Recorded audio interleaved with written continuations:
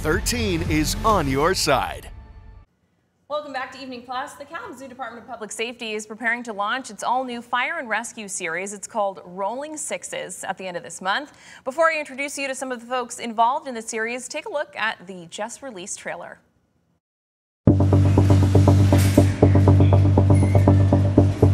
There's times where I'm rolling down the road in the back seat, getting my gear on, ready to hop out as soon as we get there, and I just am like, all right, it's time, it's game day. Like, this is the moment that you train for every day. You're gonna do something pretty crazy and go into a fire, but you know that you're relying on your tactics and you're relying on the guy next to you to get through and get the job done.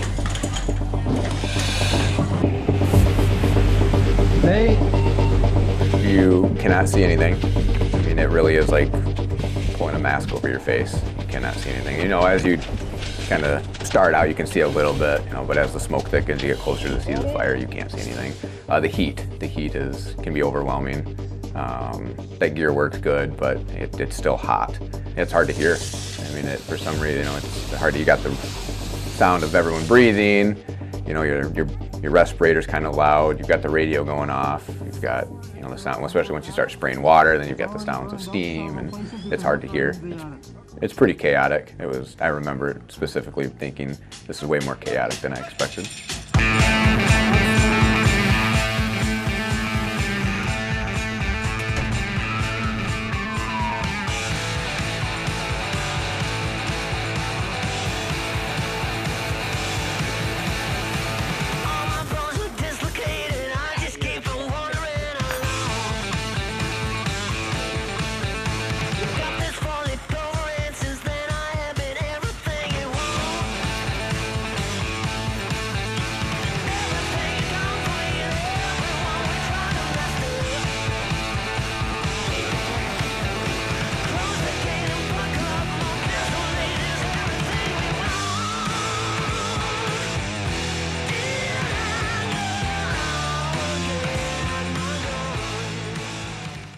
All right, I'm joined in studio now by Station 6 Fire Lieutenant Tim Loso and Public Information Officer Zach Hamilton with the Kalamazoo Department of Public Safety. Guys, that was awesome to watch. You're obviously both a part of this project.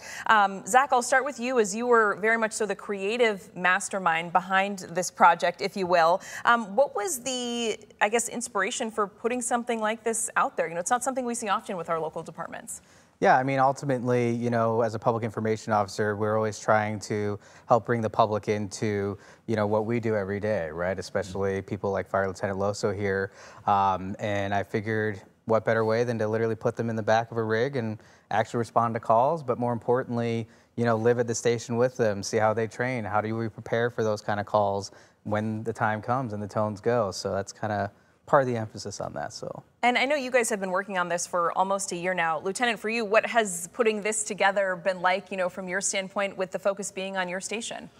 Well, the calls have been the same. Yeah. And doing the daily activities have been the same. It's been adding the cameras to it and being part of that process of sharing that information with other people, that they see what we do, and to get guys comfortable with having that be exposed of, hey, this is a job you guys are doing anyway. Now we're just putting it out there for other people to enjoy it and see and understand what you do. Yeah, what do you guys think, you know, and either of you feel free to answer, you know, what do you think this will add once the series is out, you know, toward the end of the month? Just in, you know, public perception is obviously an important part of your job, you know, whether you like it or not, a lot of people's jobs, but having them being able to take that closer look, I'm sure, you know, will add an element of transparency to the department.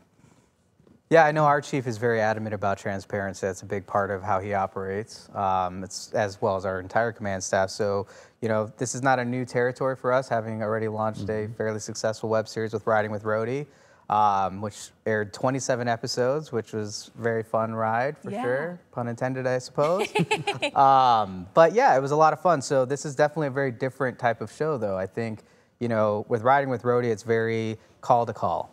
And with Rolling Sixes, you're really in the trenches. You're really like living at the station truly. And, you know, the format's longer. We're talking 30 to 45 minute long episodes. It's meant to play as if you were to watch this on a network television, you know, if it's a network television show. So We have a lot more time. We have a lot of these, as you see in the trailer, candid interviews where they talk about the pros and cons of the job and also some of the mental, challenges that come with taking these calls. I think it's easy for people to see people like, Lieutenant Loso here in uniform and be like, well, that's his job. But every call, is its own challenge, just in the tactics of the call, but also, the toll that it takes and how do we get through that. And I think it's really cool that the show really showcases what we have as a department, but more importantly, the guys themselves, as well as, Alfred as well on the crew, our female EO technician, but how close they are as a family and how that helps significantly when you do have some of those challenging calls. And they'll talk about that. I mean, we're not shying away from it. Again, to your point of transparency, we really are trying to give like an actual honest look, and you have an access that you typically wouldn't have. If a network comes in and films, you only have so much access. With us doing this internally, it's an added benefit to the taxpayers because we're not paying for someone to come in. It's all done in conjunction with my normal duties as a public information officer, but you have a level of access you normally wouldn't have. So it's going to be a lot more of a true experience, I feel. Yeah, and so Station 6 specifically, if you want to explain a little bit, these, the folks that are on this, they're also on the technical rescue team, which maybe some people aren't aware of. Can you tell me a little bit about just the training that the guys at your station have? Yeah, absolutely. So technical rescue incorporates 4 major rescue scenarios of a trench rescue, a structural collapse, high rope or low rope rescue, and then a confined space. So we look at those, we train for those, and we have the equipment to respond to those, to be able to help take care of that. Where before, Kalamazoo had shown up to calls and they serve the public, they make the rescue, but they were very fortunate nothing worse happened with that because they didn't have the right equipment set up or things didn't get worse as they were there trying to do the rescue. So that technical rescue aspect helps us understand the environment more, make sure that we use the tools properly, that we can make sure everyone's safe when they're responding to that. And that happens pretty regularly, more than I thought it would. Yeah.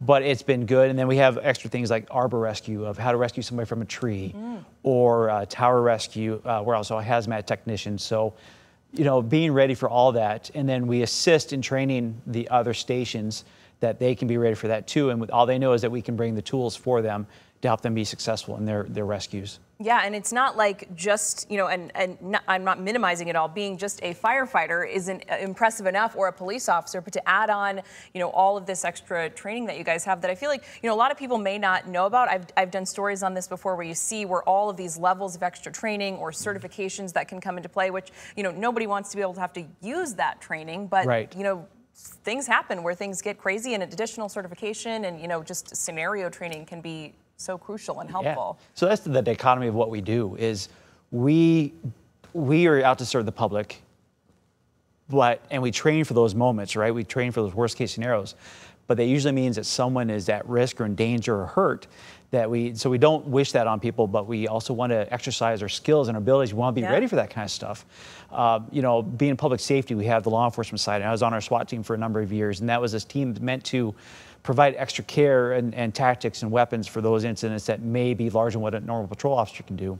The technical rescue team does that for the fire side of the service, that we can provide those extra tools to help out with those incidents that get bigger than what a normal fire company can take care of. Yeah, absolutely. I think this is going to be, so eye-opening for so many folks. And Zach, for you, what are we talking about as far as, you kind of mentioned it, length of episode, how people can watch? It's launching toward the end of this month, so a couple weeks to go. We kind of got that trailer out there, though, that folks can watch. But how can people tune in? Yeah, so you can find us on Kalamazoo Public Safety on our YouTube channel. So that'll be great for that. We are looking, this is a limited series, so unlike Riding With, where we have multiple seasons, which will be premiering its 2nd season here soon, this is meant to just be 6 long-form type episodes. So, like I mentioned at the top, we are going to be 30 to 45 minutes in length. What you can expect to see in those episodes, like I mentioned before, you're going to see station life. You're going to see these guys working hard, playing hard, training hard. Like I mentioned, you're going to get to see tech rescue training. We've had multiple instances at different locations where they're able to actually apply that and train for those types of incidents. And then obviously you'll have your calls for service, which will be definitely the more adrenaline inducing. But I do feel that the strength of this show truly, and what we've been previewing and kind of getting ready for the release, is that you're going to be looking at these calls very differently. There's so many shows where you watch it and you go, well, that's just a firefighter doing his job. That's just a cop doing his job. We're just going call to call to call. you don't have a moment to really realize the person that's actually going on those calls. And with you living at the station, with you seeing these interviews, having these personal moments that you're almost sharing with you, the goal for the show is the viewer to feel like they're part of the crew. So when they're running into danger, when they're going into a burning house, you're thinking, gosh, I hope, Loso's gonna be okay. I hope, Aaron's gonna be okay, because you feel like you know these people. So the stakes are a lot more personal. And I do think that it's gonna be a very interesting look at the service, for sure. I hope I'll be okay too. Yes. I hope so. Thank you. I'm sure it's refreshing. I know I feel this way when you see a reporter or an anchor, shown in a fictional television show. I mean, there's so many shows about cops and firefighters and what their life looks like and everything. But this is an actual look. This is a realistic look. I'm sure will be very different from what a lot of people think your job and your life looks like. And I feel like, and correct me if I'm wrong, that's important for people to understand, just how difficult this job, but also how much you guys care to be able to, be putting your lives on the line, every day for the community. Yeah, absolutely. So we live at the station a third of the year, right? That's the commitment we give to this position. And with that, we build our family ties within our companies that we work with, our platoons that we work with. And so you'll see that aspect of it. But there's also the trauma that kind of comes with the events that we go to that we have to process through different ways. And we are able to talk to each other. But we also have family events that we share with each other. So it's really a brotherhood or a sisterhood that we have, a family that we brought together here. And we're sharing that. And the excitement for me is I'm almost 25 years with the department. So my goal with something like this is let's bring more people who see this and they're like, I want to be part of that. Sure. Because we have such a great department, a lot of opportunities with us that people see that side of it and they want to be part of that camaraderie that we build within the station. Yeah, absolutely. And I think you guys wanted to touch on that before we wrap up, just on any more recruitment efforts happening right now. Yeah, so we're currently in a hiring window. We do 3 of them a year. This is our last one for this year. Our next one will be in January. But if you happen to see the trailer or you happen to stumble on our YouTube channel, once again, Kalamazoo Public Safety, and you like what you're seeing, you feel like, you know what, this could be me. This is something I want to challenge myself. I want to serve my city. I want to have a rewarding career. You still have that opportunity. We're actively hiring up until 11:59 p.m. this evening, Eastern Time. You can definitely go to KalamazooPublicSafety.org, more easily join KDPS.org. Click the little red banner at the top and start a new exciting career. Yeah, absolutely. Guys, I so appreciate you coming in and talking about this. I think this will be so great for people at home to see and really have a bit of a closer understanding at what you guys are doing every day and the risks associated with the job, but also the meaning behind it for so many people on the force. So thanks so much for coming in. And again, October 24th, correct? That is correct. That's when this will be rolling out on the KDPS YouTube page. So if you want to check it out, it is a limited series. So make sure you're tuning in. But again, October 24th. Guys, thanks so much for coming in. I really appreciate it. Appreciate it. We're going to take a quick